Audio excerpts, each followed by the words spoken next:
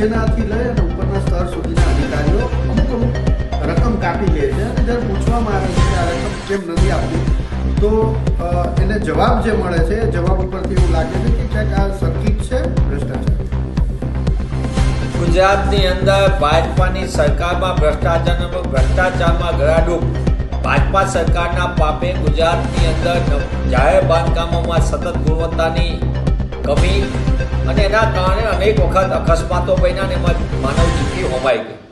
પણ એક પછી એક ઘટનાક્રમોમાં ભ્રષ્ટાચારના કચ્છા ચીઠા સામે આવ્યા હોય. મનરેગા યોજનાની અંદરનો દેવગઢ બારિયાનો હોય કે નકલી કચેરી નામે કરોડો રૂપિયાની ગ્રાન્ટ ચાઉ કરી જવાનો છોટાઉદેપુરનો કિસ્સો હોય કે નલ સે જલનો તમામ જગ્યાના કિસ્સા હોય કે પછી સુજલામ સુફલામ હોય કે અન્ન નાગરિકાનું કૌભાંડ હોય. આવા અનેક કૌભાંડ અને એના કરોડો રૂપિયાના કૌભાંડના નાના કમલમમાં ઠલવાય.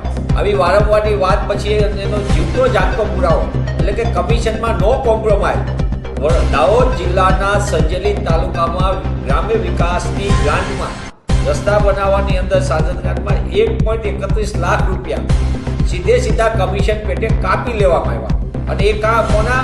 એ પણ ભાજપાના મહિલા મોરચાના પતિના એ કોન્ટ્રાક્ટર તરીકે. એટલે આખી ઘટનાની અંદર કોઈ પણ પ્રકારનું સમાધાન નહીં. મોટા પાયે ભ્રષ્ટાચાર એટલે કે ભારતીય જનતા પાર્ટીને પણ માફ કરજો, ભારતીય કમિશન પાર્ટી હોય એ રીતે કરોડો રૂપિયા આ રીતે એકત્ર કરવામાં આવે છે અને તમામ વિકાસના કામોના નામે આ લૂંટનો કારોબાર લાંબા સમયથી ચાલે છે. એવો ને એવો કારોબાર સુરેન્દ્રનગર જિલ્લાની અંદર 9-10 મહિનાની અંદર કલેક્ટરનો સામે આવ્યો. એમાં જે વિગતો સામે આવી એમાં 50% કલેક્ટર આગળ જાય, 25% એના પછીના સ્ટાફના, બીજાના 10%, 10% 5%.